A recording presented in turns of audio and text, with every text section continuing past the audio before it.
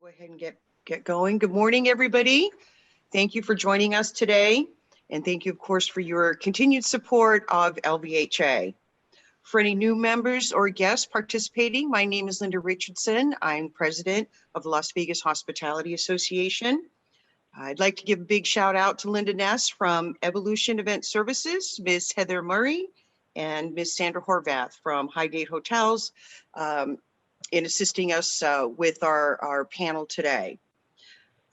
Today we're going to talk about bringing tourists to Las Vegas. Our panelists are going to be sharing what is happening in their roles now and in the future to bring tourists to Las Vegas via planes, trains, and automobiles.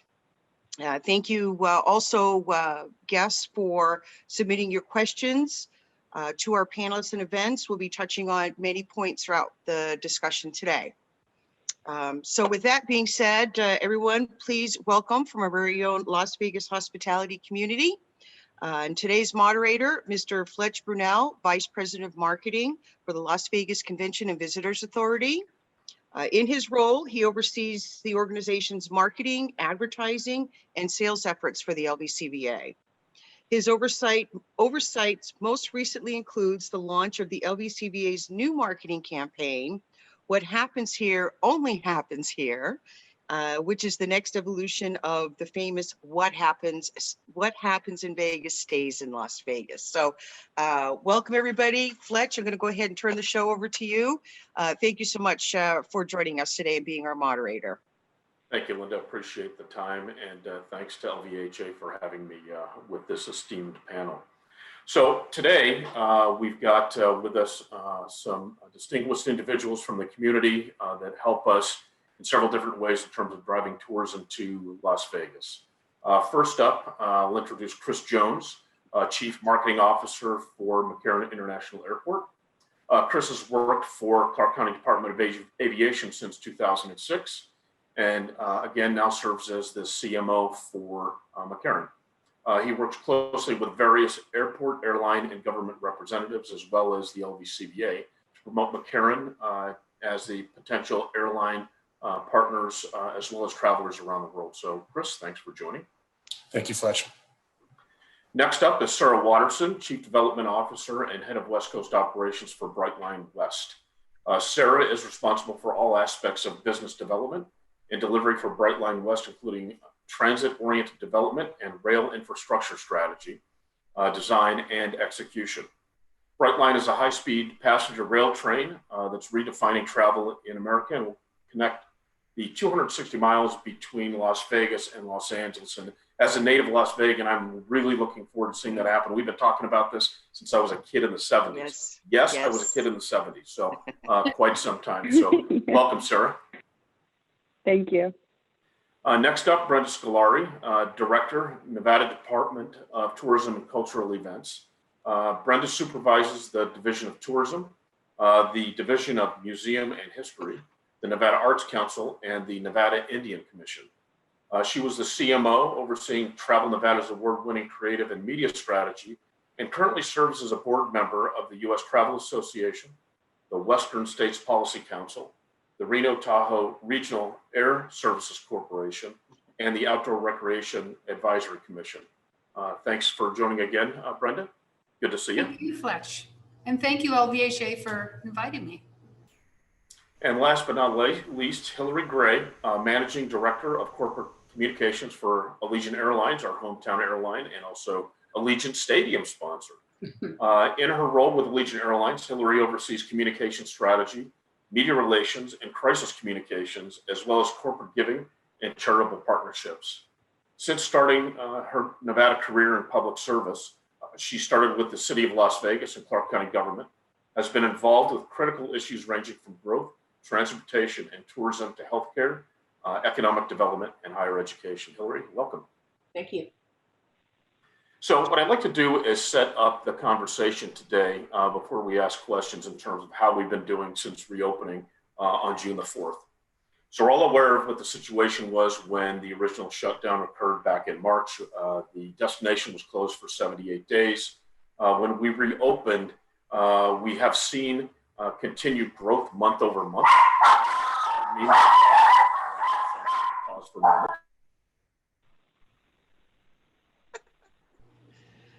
I put a Thank you. sign on my door to stop that, Fletch. No worries. Yeah, my dogs don't stop that, so apologies.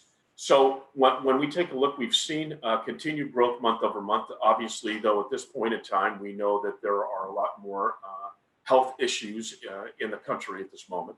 But nonetheless, when we started the conversation with our visitors again, we had a symbolic turning the lights back on. Somebody was at the sign of Welcome to Las Vegas, turning on the sign, and the lights of the Strip came on. But for us going back to that time and also today, it's really been about the safety that the resort community has put together, as well as the transportation authorities, whether or not be McCarran or elsewhere, to make sure that people are safe and doing the right thing when they're in the destination. So despite the pandemic, we know that Allegiant Stadium opened, Circa has opened. We're finishing 2 million square feet of meeting space, whether it's Caesars Forum, Wynn Convention Center expansion, the Las Vegas Convention Center expansion, the Convention Center Loop. We've got Virgin Hotel, which is going to open in January, the Vegas Loop project around the destination. So a lot of great things are coming up. So with that, as the setup, I wanted to start with a question for the entire panel. And I'll start with Brenda. And the question would be, what efforts are being taken to gain and maintain the trust of tourists coming to Las Vegas as we continue moving through COVID-19 pandemic? Well, I think, Fletch, everything you just said, Nevada's strong stance on prioritizing health and safety, both on the part of the governor and the entire tourism industry, tells potential visitors that their personal safety is just as important as profits. And that's the essence of true hospitality, putting the visitors' needs first. And Las Vegas has definitely done that.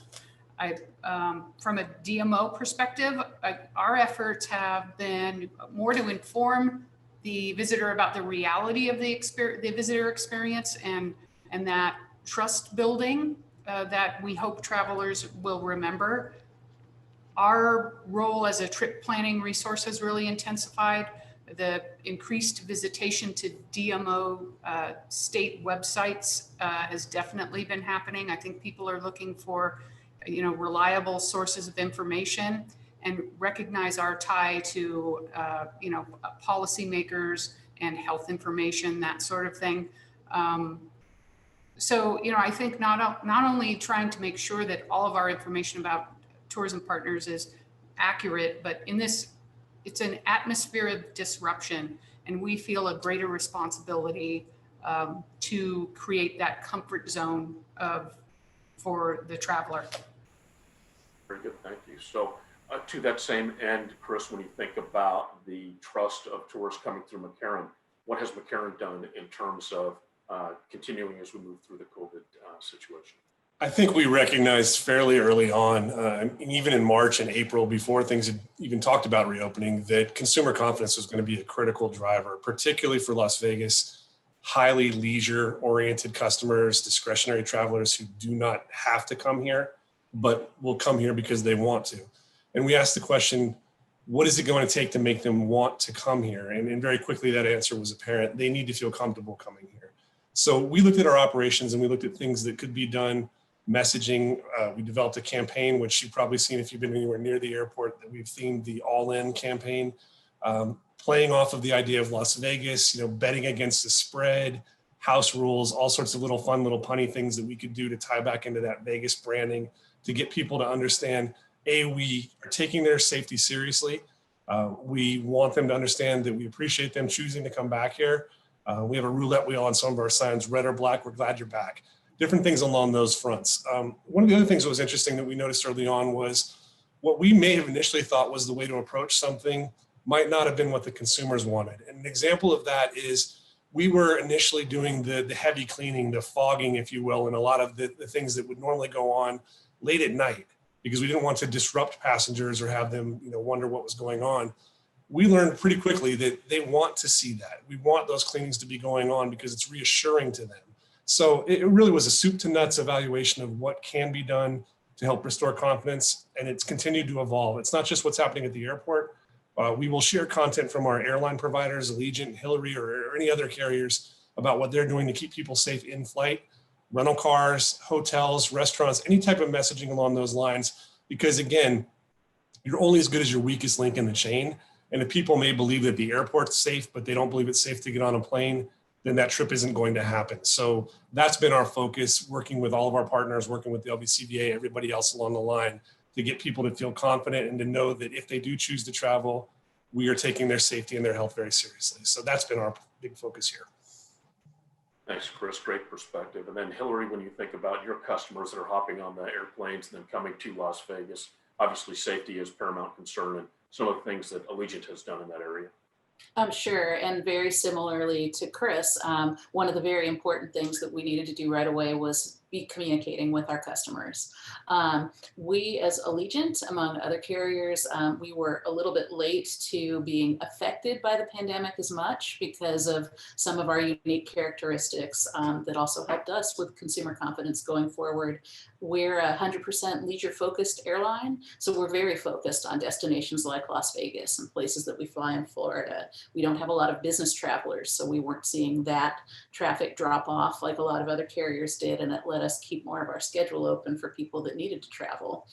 We're domestic only, and we fly all nonstop. So exposure to international travelers, to large hubs, doesn't happen as much on Allegiant. So we started really early on looking at all of those things that are endemic to the airline. And then, all of the leaders in the company came together under our emergency communications protocol, looking at all of our procedures, from how we clean the airline to how we board the aircraft. What is it going to take so that when people want to travel, that we're there for them? And the way we communicated that, again, to sort of echo Chris and be sensitive to consumer sentiment, recognizing that people all have a different threshold for when they feel good about flying. And so our message was really to let people know that when they're ready to fly, that we're there to get them safely to their destination and seamlessly. And that all of us, from the people behind the scenes to the crews, are dedicated to health and safety at every step of the way. That's evolved over the last few months. We've stayed in close touch with the CDC, making sure that we're sticking with all of their guidelines and implementing new procedures that help continue those as well. One of the things that we found was people that were nervous about fuller flights. We were able to, with our marketing department, put together a little widget on our website where you can sign up to be notified if your flight gets to more than 65% full, and then we could reaccommodate you. And so things like that have really helped us, navigate through the pandemic. And make sure that people are really confident to fly. And that's especially important when it comes to places like Las Vegas. I also just wanted to mention working with partners in the community. We've had some very successful initiatives with some of the hotels I know people have represented on this webinar, for workplace day initiatives and things like that are reasons for people to come to Las Vegas and know they can do it with confidence. Very good. And Hilarie, when you read some of the statistics that have come out, it's amazing how safe it is to actually hop on an airplane. I think the Department of Defense came out with a study that basically showed it was safer to be on a plane for, I can't remember the number of hours, versus going to your local grocery store. It's that much safer because of the air cleaning and everything else. It is. And it's funny how some of the things that newer aircraft especially have had all along, we've been able to highlight.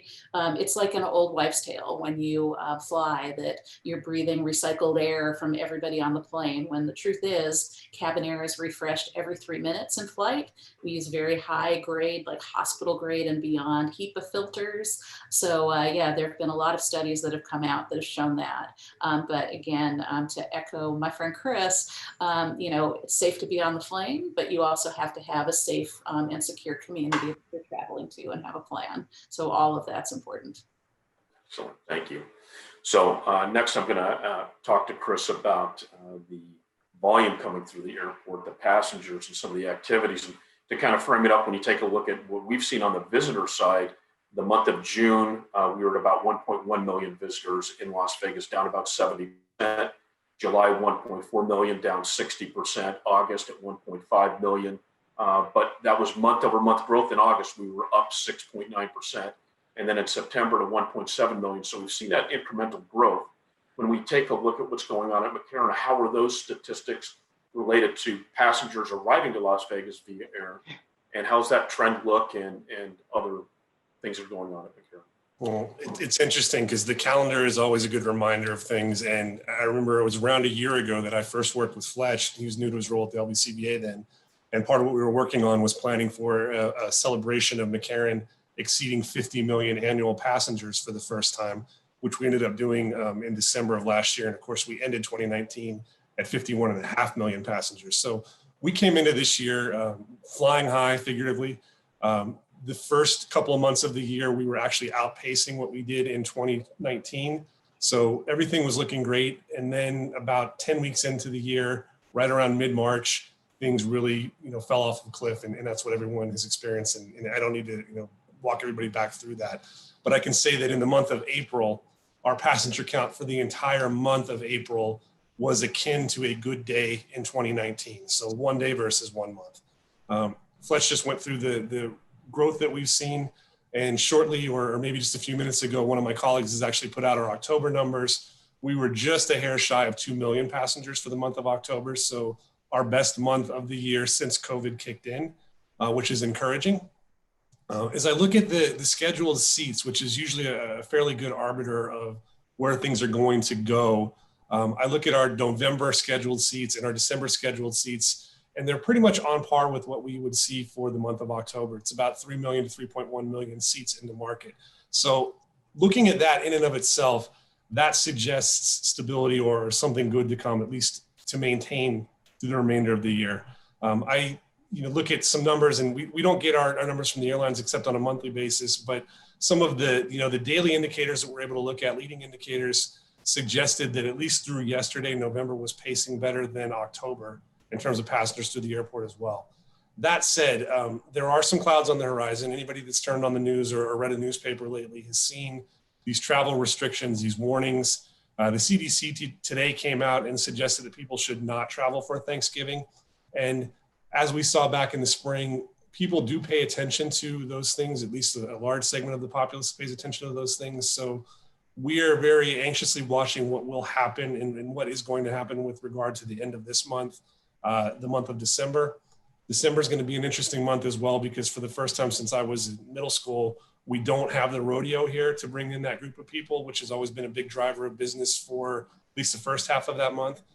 So there are good things that have happened, but at the same time, there are still storm clouds that are on the horizon. And we continue to want to emphasize to people that if you choose to travel, whether that's for need or whether that's because you just want to, we will be doing things to keep you safe. We will be doing things to focus on hygiene and health.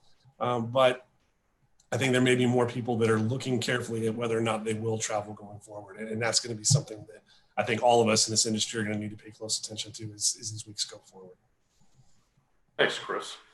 So going back to what Linda talked about, planes, trains, and automobiles. So let's talk about, Sarah, the Brightline and breaking ground on the speed train and bringing tourists to Nevada from California.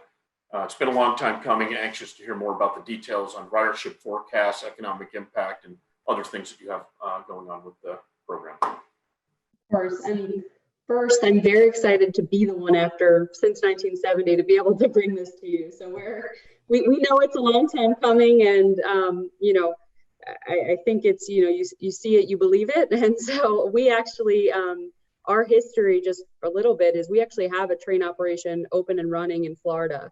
So we built, the first higher speed passenger rail, fully privately funded in America, probably since the 1800s, and are running that project, connecting, similar ultimate destinations. They'll be connecting Miami and Orlando. Obviously Orlando being, similar, tourist characteristics to a market like Las Vegas.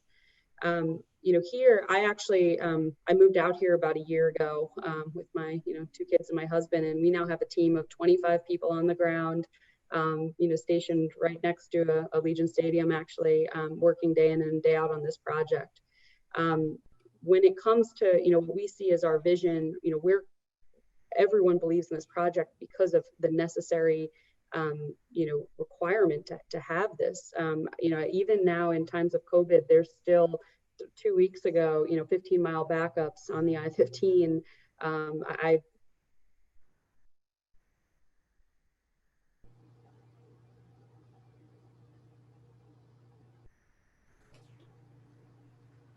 I believe that we've had Sarah's screen is frozen, so we'll pause for just a moment. And while her technology comes back, are you back, Sarah? Did I freeze? You did, but go ahead. Go ahead. I love talking to myself. It's awesome. I'm sorry. I'm not sure where I left off. I'm sorry, guys. But I was saying that, I think there's a huge number of benefits that we'll bring through this project. First and foremost, in the environment that we're in now, being jobs. And we'll generate about 40,000 jobs from our project, many of which will reside here in Nevada. And through that, we'll be able to offer about 1,000 permanent jobs at the end of the day, through each of our stations and our corporate headquarters. What I'm really excited about as a kind of new form of travel, and this has evolved, over the course of, this not being built for so long. So I think it's actually a wonderful thing that we're at this time, is our train will be fully electric. And so it'll be fully emission free and predominantly powered through renewable energy as well. So like the emission free of all emission free travels. We'll take about 3 million cars off the road a year in carbon dioxide equivalents. And so, not only kind of helping connect two great destinations, but also, helping out the environment while we're doing that. In addition to that, obviously, a huge tax benefit as well through some of the economic benefits that we'll have in terms of our construction costs, as well as ongoing operations. Now, actually coming, because that's obviously the part, we're looking to break ground in 2024. We're setting off on our first round of financing. It'll be early next year. Once we're open, and that would allow us to be open, 2021, I said 2024, that would allow us to be open in 2024. And once we're open, upon stabilization, we'll do about 11 million passengers a year. And what I think is great and great for everyone tuned in now is over 80%, well over 80% of our guests actually originate in California. And so we'll be transportation from Californians or folks visiting California to Nevada and to Las Vegas. So we really look forward to being a huge conduit between these two markets. And Sarah, is the terminus at Allegiant Stadium? Did I read that correctly? That's where the main station is in Las Vegas? It's right across from the South Premium Outlet, so just south of the Strip. And so we'll have, and this has evolved over since our ownership. Originally, the project was contemplated to stop in Victorville.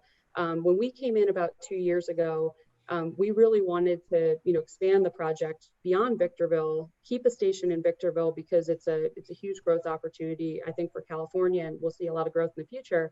But we'll also have a station stop in Rancho Cucamonga in the Inland Empire, and then a direct connection into LA Union Station. And so, I think for visitors going both to and from, either Nevada to California or California to Nevada, it offers a lot more versatility and opportunity for, where your travel would like to reside. Obviously, connecting into LA Union Station connects you to everywhere within California, including Amtrak that could take you all the way up to San Francisco, or the Metrolink system that could take you anywhere locally, or Metro taking you anywhere locally in California. Very good. That's great news. I didn't realize that we've gone past Victorville, so that is very good news. Yeah. And I should also mention on the same timeline. So the work we've done over the past year, we're hoping to open the entire system all at once, connecting. Excellent. Very good. So next question for Brenda. So when we think about where you're at in the current stage of marketing the state of Nevada, it's more of a travel within Nevada as Nevadans. What's the program look like today? Well, that's what we're calling the Discover Your Nevada campaign. And it's really our effort to boost the Nevada economy by addressing residents directly and targeting them to not only explore their own communities, but consider a day trip or an overnight trip within Nevada, see something they may not have before, visit a state park, just to try to keep our travel spending in state and boost our own economy. So, and with especially now with the travel advisories and restrictions as they are, we feel like it's one of the effective ways we can still promote and generate some spending right here in our own state. And when you think about the great outdoors that we have in the state of Nevada, there are so many things for people to do. So you can be safe, you can be socially distanced, you can do things with your immediate family, your bubble, if you will, that you're living in. Absolutely. We all know Vegas is sort of the play and escape and entertainment capital, but right outside of Vegas, we really do have this incredible diversity of economic or outdoor recreation opportunities. And we, during COVID, have experienced an overwhelming number of first-time visitors in outdoor Nevada. And so we can really work to maximize turning those people into return visitors.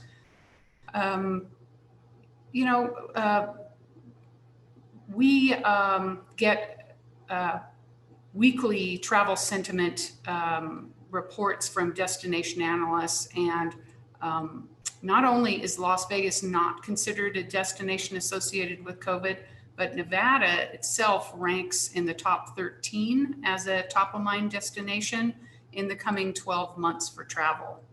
So I really think we have organically, as the very character of both Vegas and Nevada as a state, we can play into the post-COVID mindset for travel as a COVID antidote, because we do really represent that spirit of freedom and escape and travel that I think everybody's going to be looking for, because they've been so constrained for so long. Absolutely.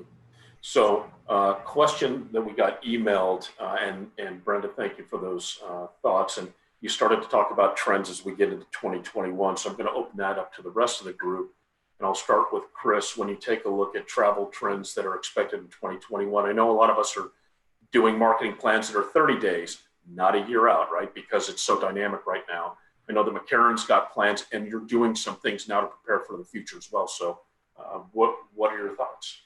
Well, I'll take that as two separate questions. I think the first one, not unlike what I'm sure most of the people on this call have seen, is the booking windows have changed and the planning windows have changed.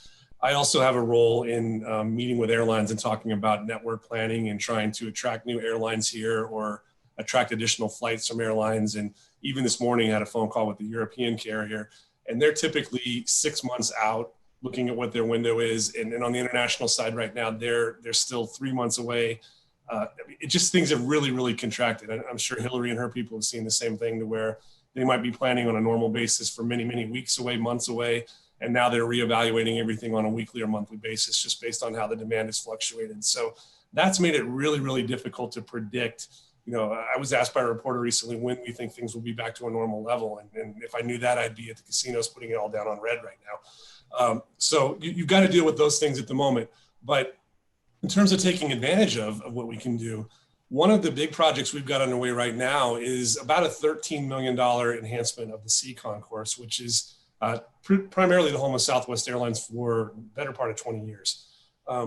We've needed to do work in that area. We've done work in a lot of the other areas of the airport, but C has always been so difficult to touch, because on a normal basis, Southwest might be putting 40,000, 50,000 people through there on a given day.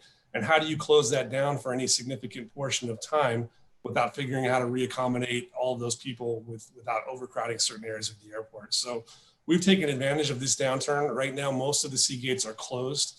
Southwest is operating most of its flights out of the B concourse, over with Spirit, over with Allegiant in the AB section of the airport. And what that's doing for us is that's allowing us to do a major facelift for an area that was in vast need of more seating, more power outlets, refreshed flooring, all those different things that the travelers want. And we're going to be able to get that job done in about 9 months, as opposed to the better part of 2 years. And we'll be able to do that faster, which also means it'll be less money. And in the end, when traffic does come back, hopefully next year, the experience that people are going to get from our largest airline will be more in line with what they're getting in other parts of the airport that we've been able to renovate going forward. So I think that's a unique opportunity, something that's creative and something that is showing that Las Vegas isn't shutting its doors. The airport is not shutting its doors. We're not going to run and hide from this. We are going to, as we did 10 years ago during the recession, take advantage of this downturn to be ready when that return comes. And if history has taught us anything in Las Vegas, when the spigot comes back on, it's not a drip. It comes back in full bore. And we expect that hopefully this vaccine gets people's confidence back. The economic recovery will take some time to get people back to have that money to be able to travel, to send people to conventions and things like that. But Vegas is resilient. We want to have McCarran positioned to be able to capture that resilience when the time comes, and again, the sooner the better. Great insights, Chris. Thank you. So Hilarie, same question to you when you think about your crystal ball, and what do you see for 2021, and knowing that you can say things here and we're all safe. What happens here doesn't go anyplace else. Sure, and we actually are very optimistic. We've actually liked the trend that we've been seeing, which has been sort of slow and steady come back. We really saw demand at Allegiant go up in June when the destination opened again. People were very excited to get back to Las Vegas. And then unfortunately, with some of the resurgence of COVID in communities, that dipped. What we've been seeing is that the dips have been smaller. The growth has been slower and steadier, but we expect that to continue. But we survey our customers every week, and there's a lot of want out there to travel, and specifically to Las Vegas especially. It's just a matter of when, and we try to get a sense of how people are feeling with the comfort of travel. Do they think they're going to book in the next 3 months, 6 months? And as Chris observed, those booking windows have just shortened. And we've really seen that with the holidays, especially people sort of making those late decisions on booking their travel. But we are also looking at how do we capture the demand that we have now, and then also as it returns. So we've canceled less of our schedule than the other airlines so that we've been able to be as resilient as we can be through the year. But I'll tell you, just this week, we announced a big route expansion, 15 routes for us, including 2 new cities. And 4 of those routes are to Las Vegas. And they're ones that other cities have been requesting for a long time. I can't tell you how much excitement there is in Asheville, North Carolina, and in Grand Rapids that they're getting nonstop flights to Las Vegas. People are really excited. We saw lots of spikes in booking on just those few days since the announcement. We're starting up in Orange County, which we think is going to be great for Allegiant, and also in Spokane. So we do see a growth trajectory. We think that our profile as a leisure carrier will stay especially strong in Las Vegas, and that will continue to grow.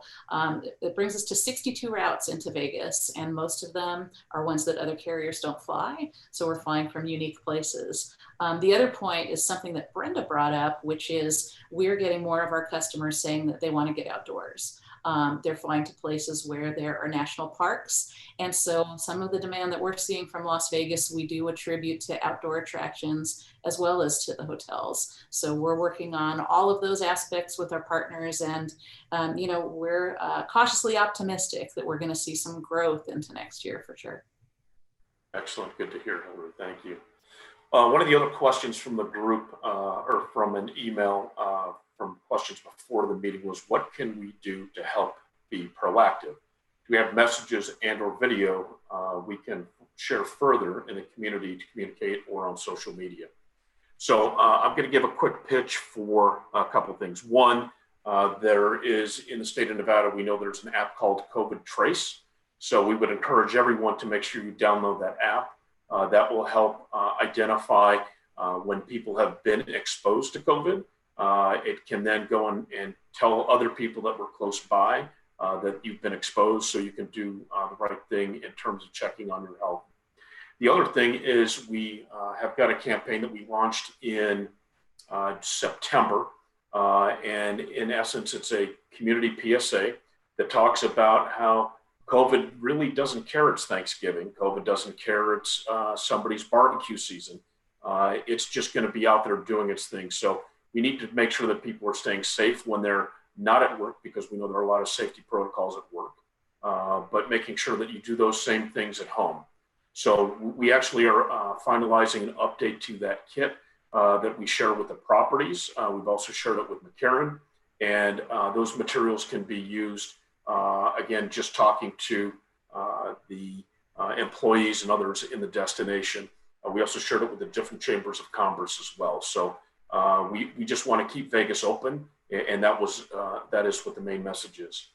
The other thing in terms of just general safety is that we know that health and safety of our visitors is always paramount, and the things that the properties have done in terms of innovations with cleaning, sanitation, touchless technology, hybrid meetings that are going on now. So those are all the right things for us to do.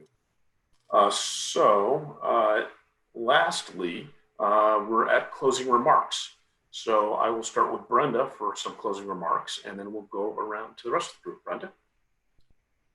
Well, I'd be remiss if I didn't mention that, both the state and Travel Nevada are standing for a second federal COVID relief package as we all kind of brace to endure what could be a third wave of COVID and wait for a vaccine to come to market.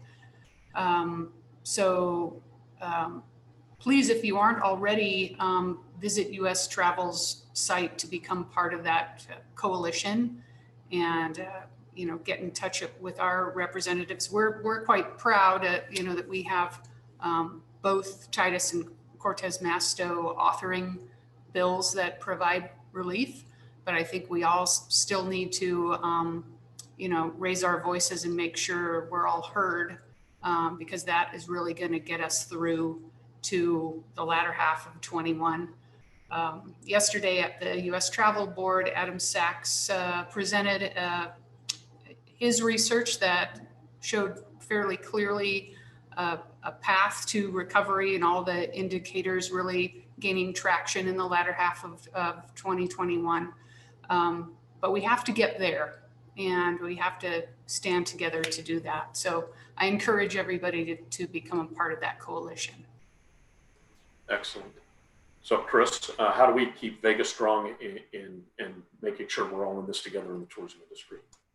Well, I echo what Brenda just said, and I do believe that our congressional delegation has been doing a yeoman's effort to try to make sure that this goes forward, and we've been pushing to hope that the airports can be added to this too, because not just for McCarran, not just for Reno, I'm talking about airports across the United States that are being hit with these budgetary challenges that nobody ever expected. So that federal support is important.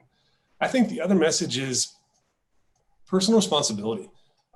One of the things that we deal with more often than not is people that are upset or wondering, why are people not wearing masks, or why are, crowds happening in certain locations within the airport or in certain places. And obviously the mask is a mandate. That's something that we message, and you can't walk 3 feet in the airport without seeing a sign or hearing audio messages about that. There are going to be some portions of the airport or like when you get on a plane where you might be in close proximity to someone. And that's where the responsibility comes in of wearing a mask, making sure you wipe your hands off with sanitizer or wash your hands. And when you can distance, don't wait for somebody to come around. There is no goon squad walking around with a baton to smack people over the head and say you're too close to somebody. And I get the impression sometimes that people have that expectation. And really, if you're too close to someone, step aside, move away, and make sure you're doing the things that you can do. And this applies not only to traveling to the airport, but at the grocery store or whatever. We really have to put the onus on each of us to live the things and do the things that we need to do to help with this. And if we do that, then all together we'll be able to combat this and move it forward. So don't overlook it. Nothing is insignificant. Nothing is too small to do. And if we take these steps collectively, I think we'll all be in a much better place. Thanks, Chris. Hilarie, final thoughts? Well, it's funny. I didn't know that this was going to be kind of the legislative answer, but I wanted to point out a couple of other things, that's been said. One, we have a fantastic congressional delegation that always advocates for hospitality very strongly. There are a couple of other things out there for everybody to put on their radar. One is with the CARES Act, there was an aviation tax holiday that was part of that eliminated certain ticket taxes. We've been working with Senator Rosen and others to try to get that extended past December 30th. That's something that's going to keep fares low and help stimulate travel into Las Vegas. So that's something to put on your radar. And then the second thing, and I know that US Travel is a strong advocate for this, is a tax credit for people that are traveling for vacations, where there's a proposal out there where you could take up to 50% of your vacation spend as a tax credit, up to $4,000 for things like hotel, rental car, airfare, even dining when you're on vacation. And that's something that Catherine Cortez Masto has really taken a lead on. So I would encourage everybody that works in the industry that's on this call, contact Congress, contact your members and let them know that that's something that you would advocate for. Certainly having a tax write-off as part of a vacation that people are wanting to take as things get better, as we see vaccines coming online, that's going to make it even something that's more attractive to do. So that's really going to be a help to the community. So I definitely encourage that. And what Chris said about personal responsibility is right on. We see it every day on our flights. If you're sitting near somebody who doesn't have their mask on, you can ask them, hey, it would make me feel more comfortable if you pull that mask up, and not sit there and stew about why hasn't the flight attendant come by to yell at them yet. Our crews are under a lot of stress and working in a really difficult environment, and they do a lot, but you know, they don't always see everything at all times. So it's really helpful as you do travel to take those things into account. So that was a great point, Chris. Thanks, Hilarie. Final word, Sarah, in terms of looking into the future with the transportation and what you guys are thinking. I think kind of in the here and now, obviously not running an operation today, but being prepared for it. Like we're betting, we're all in on the future and the fast recovery of hospitality in Nevada. And, you know, we're putting our money where our mouth is, our time where our mouth is. And, you know, I have no doubt that in a short amount of time, you know, Chris and Fletch will all be doing 55 million, you know, flights from McCarran and doing that celebration, and, you know, and opening the 11 million visitor train. And so, you know, I think it's just having that, you know, continued confidence. Again, I've only lived here for a year, but it's so clear in looking back at different periods in time how resilient, you know, Nevada is, and people and businesses within Nevada are. And so, you know, we're proud and you know, excited to be a business, you know, investing now for recovery and for a speedy recovery. Looking forward to seeing how things progress with Brightline. Thank you. So with that, I'm going to turn it back over to Linda for her closing remarks. And thanks to all of our panelists. Linda?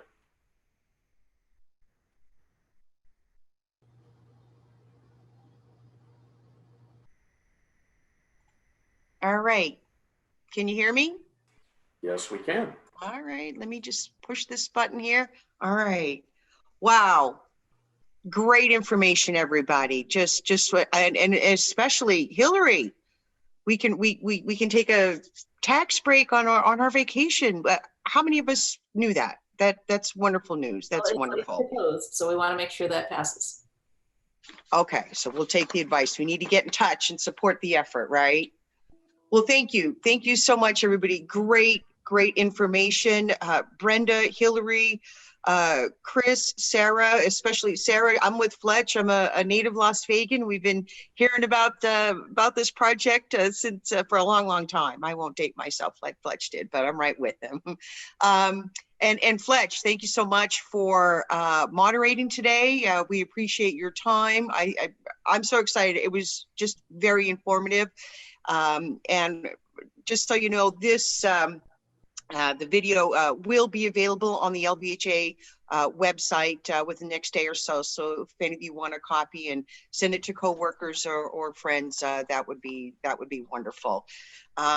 Okay, so I've got a few closing remarks. We'll say goodbye to our panelists and hope to see you in the future real soon. Happy holidays and all of that good stuff.